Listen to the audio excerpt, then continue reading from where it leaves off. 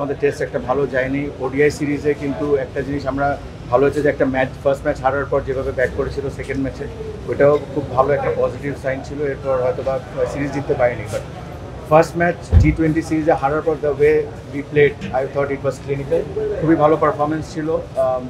আমাদের সবার আস্থা রাখতে হবে এই টিমের উপর, এবং আমরা যদি এদেরকে সাপোর্ট করি আমরা এই টিম নিয়ে ইনশাল্লাহ অনেক 100% অনেক মোটিভেটেড। এই ধরনের victory is always important for a team, specially যেই পিরিয়ডে আমরা যাচ্ছিলাম। এই রেজাল্টটা বাংলাদেশের জন্য, দেশের জন্য বলেন বা প্লেয়ারদের জন্য বলেন বা বোর্ডের জন্য বলেন, it was very important leading into the series. দেখেন আমরা একদিনের মাথায় আবার কিন্তু নতুন সিরিজে ঢুকবো, সো ওইভাবে আলাপ আলোচনা হয়েছে আমাদের যে আমাদের খেলা কিন্তু শেষ হয়নি। ইটস নট দ্যাট যে আমরা বাসায় ফিরে গেছি, জাস্ট আজকের দিনটা একটু হয়তো বা রেস্ট নেবে, কালকে থেকে যে যার কাজ আবার নেবে। ওদের বিলিভ রাখা, যে কোচিং স্টাফরা আছে, যে কোনো পিরিয়ডের যে কোনো টাইমে আপনি যেটা ভালো হোক খারাপ হোক, আমাদের কিন্তু ওই এক রিদম এক ব্যালেন্স রেখেই চলতে হয়, এবং ওইভাবেই কাজ করছে। আই এম রিয়েলি প্রাউড যে আমাদের ম্যানেজমেন্ট যারা ছিলেন ওভারসিজ এবং লোকাল, বিশেষ করে লোকাল অনেক ম্যানেজমেন্ট ছিলেন, অ্যানালিস্ট ছিলেন। প্রথমে ইফতি কাজ করেছে, তারপর ফিজিও নতুন বাইজিৎ ভাই আসার আগ পর্যন্ত ফিজিও কাজ করেছে। তো all this credit goes to all of them, এবং যেভাবে মেনটেন করেছে ডিউরিং দ্য টাফ পিরিয়ড। মানুষের ক্যারেক্টার আসলে শো হয় যখন পিরিয়ডটা খারাপ যায়, ওইটার পর থেকে বাউন্স ব্যাক করাটা which shows that we are in a right path. একমাত্র স্মার্ট সিটি বসুন্ধরা, আধুনিকতায় এক ধাপ এগিয়ে।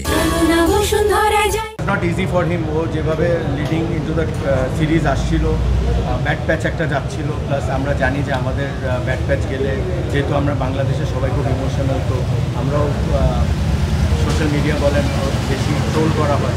তো ওই দিক থেকে একটা পার্সোনালিটি ওইভাবে করে ব্যাক করা প্লাস লিড করা টিমটা, ইট ওয়াজ এ ফ্যান্টাস্টিক রোল। ও নিজেকে একটা শো করেছে এবং ওর যে ফর্মটা ধরছে আশা করি এবং দোয়া করবো যেন ধরে রাখতে পারে। নট ইভেন দ্যাট, ইভেন আমরা ওডিআইতেও খুব একটা ভালো শেপে ছিলাম না। একটা ম্যাচ জিতে কিন্তু আমরা 10 থেকে 9 এসেছি। So it is an also an achievement. আমার কাছে মনে হয় যে ছোটো ছোটো অ্যাচিভমেন্টগুলো যদি আমরা চেরিশ করি, দেশ হিসাবে, পত্রিকা হিসাবে, জার্নালিস্ট হিসাবে বা অ্যাজ আ টিম, আমার মনে হয় ইম্প্রুভমেন্টটা সব জায়গা থেকে আসতে পারে definitely. But this is not the end, মানে এখান থেকে শুরু করতে হবে। We have to B consistent as a team. আমাদের কনসিস্টেন্ট হওয়াটা হলো সবচেয়ে বড় চ্যালেঞ্জ। তো ওই হিসাবেই আমরা এগোচ্ছি। যেভাবে কথাবার্তা আমাদের ওই 30 জনের পরিবার, যেটা আমাদের ফ্যামিলি যেটা আমরা বলি, ওইটার মধ্যে যে আলাপ আলোচনা হয় আমরা গ্র্যাজুয়ালি কীভাবে ইমপ্রুভ করতে পারবো, এভরিডে কীভাবে ইমপ্রুভ করতে পারবো, প্রত্যেকটা প্র্যাকটিস সেশন থেকে শুরু করে প্রত্যেকটা ম্যাচে। সো এইসব জিনিস নিয়ে আমরা কাজ করছি। আপনারাও দোয়া করবেন, আপনাদের সাপোর্টও is very important, so that আমরা গ্র্যাজুয়ালি একটা ভালো পর্যায়ে যেতে পারি এবং কনসিস্টেন্টলি আমাদের তাদের উপর একটু বিশ্বাস রাখতে হবে এবং উই হ্যাভ টু সাপোর্ট।